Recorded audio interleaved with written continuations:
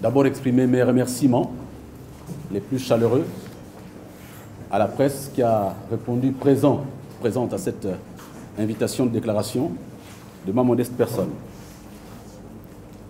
Merci pour le halo de sympathie manifesté par la presse gabonaise à l'égard de ma modeste personne. Mesdames et messieurs les journalistes, l'opinion nationale et internationale a été informée de mon placement en détention préventive par ordonnance du juge d'instruction daté du 13 décembre 2019, après m'avoir inculpé des faits de détournement de fonds publics, concussion, blanchiment et association de malfaiteurs. Ce mercredi 11 mars 2020, après m'avoir longuement entendu au fond et à l'issue des rapports des enquêtes préliminaires, Madame le juge d'instruction en charge du dossier a accédé à la demande de ma mise en liberté provisoire formulée par mon avocat, Maître Chancel Bissiga, ici présent. Je voudrais ici remercier les autorités judiciaires de mon pays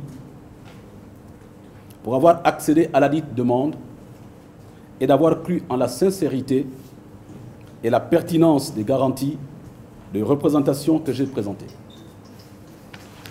Je tiens à remercier les autorités judiciaires de mon pays pour avoir donc accédé à la dite demande. Je tiens à remercier tout aussi l'administration pénitentiaire pour les conditions de détention humaine dont j'ai pu bénéficier tout au long de ma détention. Aussi, vous conviendrez qu'en vertu du principe des règles relatives au secret de l'instruction, il m'est fait interdiction de communiquer sur le fond du dossier. Toutefois, s'agissant de faits qui me sont reprochés, je tiens à préciser à l'opinion que j'ai reconnu avoir exécuté des instructions malveillantes de la part des personnes qui ont profité de leur position dominante pour me conduire à poser des actes contre la loi, contraires à la loi. Dans tous les cas, je tiens à réitérer, ici et maintenant, mon attachement indéfectible à la vision et à la politique du chef de l'État, son Excellence Ali Bongo Ondimba, et l'assure de ma totale fidélité et de ma loyauté. Je demande à ma famille, biologique et politique, ainsi qu'à tous mes amis et sympathisants, de demeurer dans la sérénité et de faire confiance en la justice gabonaise. Enfin, il est impossible pour moi de ne pas invoquer le Dieu Tout-Puissant pour avoir su me maintenir dans la foi, car en pareille circonstance, il est bien de l'invoquer, comme l'exigent les Saintes Écritures dans Jérémie chapitre 33, verset 3, « Invoque-moi le jour de la détresse et je te répondrai. »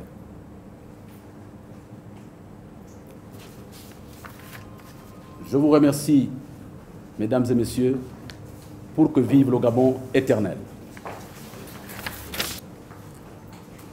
D'abord, par rapport à la première question, j'ai rappelé dans ma déclaration ici que j'ai fait l'objet d'un traitement humain pendant toute la période de ma détention à la prison centrale de Libreville. Donc, je ne reconnais pas ici avoir été victime d'un traitement dégradant à la prison et je ne peux pas témoigner ici que des personnes ou que j'ai vu des personnes avoir subi des traitements dégradants pendant mon séjour à la prison centrale de Libreville. Concernant le deuxième volet de la question sur les détournements des centaines de milliards, je ne peux pas ici affirmer le montant exact des détournements qui, de mon point de vue, fera l'objet d'une procédure et de l'instruction dans le fond, mais je pense, de manière globale, qu'on est dans ces fourchettes-là. Le troisième volet de la question, concernant la procédure qui semblerait être arbitraire pour certains avocats, Je vais laisser le soin à mon avocat d'y répondre. Maître, vous avez la parole. Alors, merci. Alors, s'agissant de la procédure arbitraire, non, je ne pense pas qu'un de mes confrères ait pu faire une telle affirmation. Je connais les qualités de mes confrères et je ne connais pas un avocat qui pourrait faire une telle déclaration, étant entendu que nous avons donc formulé une demande de mise en liberté provisoire prévue par les dispositions de l'article 143 du Code de procédure pénale et qui dispose que la demande de mise en liberté provisoire peut être formulée à tout moment de la procédure. Donc ce que nous avons fait, et le juge d'instruction, après avoir examiné notre demande, après l'avoir transmise au parquet aux fins de réquisition et notifiée à la partie civile pour avis, nous a donc rendu cette ordonnance en faveur. Il faut dire que la loi, et c'est d'ailleurs la Constitution, à son article 1er alinéa 23, qui dispose que nul ne peut être placé sous mandat de dépôt s'il dispose de garanties de représentation. Et mon client dispose de garanties suffisantes de représentation. Il a un domicile connu et il a un domicile notoirement connu qui est celui de son avocat parce que la constitution d'avocat vaut élection de domicile. Et donc avec autant de garanties et après avoir donné tout ce qu'il savait dans cette procédure, le juge d'instruction a donc jugé utile de faire bénéficier à mon client de cette liberté provisoire. Sachant que la détention est l'exception. Oui. Sachant bien entendu, et merci, que le principe en droit, c'est la liberté, la détention étant l'exception. Monsieur le ministre, je voulais une précision, monsieur le ministre. L'avocat dit que les bruits du viol étaient audibles dans toute la prison. Je voudrais en français facile, que vous essayez de revenir un peu sur la réponse. Je m'inscris en faux. Je n'ai pas entendu de bruit des personnes qui auraient été torturées pendant que j'étais en prison. C'est pour cette raison que dans ma déclaration, j'ai insisté pour dire que j'ai fait l'objet, et ça, je peux le confirmer, la prison a été aménagée de sorte que les détenus que nous étions, puissent avoir un traitement humain. Et de toutes les façons, c'est possible que vous puissiez le vérifier, mais pour ce qui concerne des bruits des personnes qui auraient été torturées, ici, je ne peux pas le confirmer. Monsieur le ministre, alors, vous avez dit dans votre déclaration que vous avez été victime de... Comment vous avez dit que vous avez été victime des hommes, des personnes avec qui vous travaillez. Quelle suite vous réservez à ces personnes-là qui, malheureusement, qui n'ont pas été inquiétées, qui vous ont induit en erreur? Quel sort vous réservez à ces personnes? Au moment opportun, nous aviserons.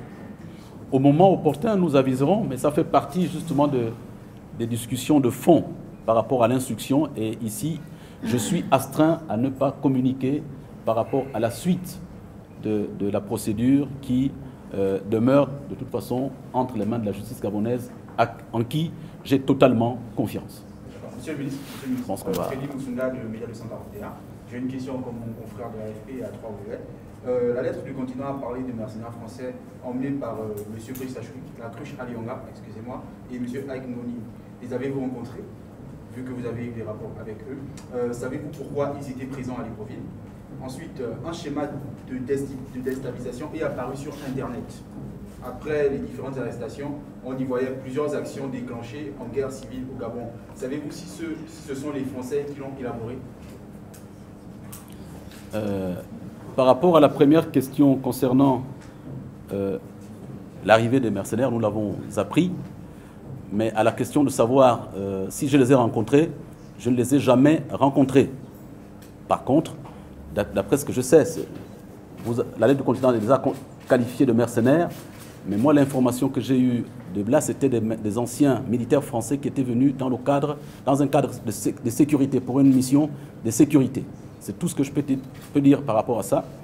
Maintenant, concernant le deuxième volet de la question sur le schéma de déstabilisation des institutions qui auraient été élaboré et mis sur Internet, je dirais ici, et savoir si ce sont les Français qui l'ont élaboré, sauf à être capable de lire dans une mare de café, il m'est difficile ici de dire si ce sont les Français qui l'ont élaboré.